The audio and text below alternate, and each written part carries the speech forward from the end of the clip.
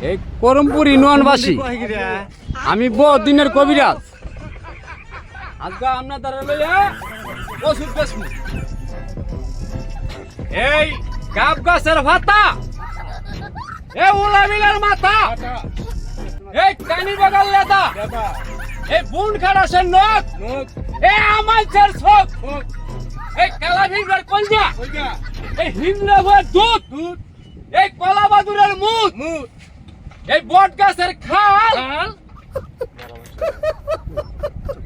এই লাতা মুরগার বাল এই 10 পথ না মিলাইয়া মাই দিছে খাওয়াইয়া খালা জ্বর গাইডা জ্বর বাত জ্বর যা আছে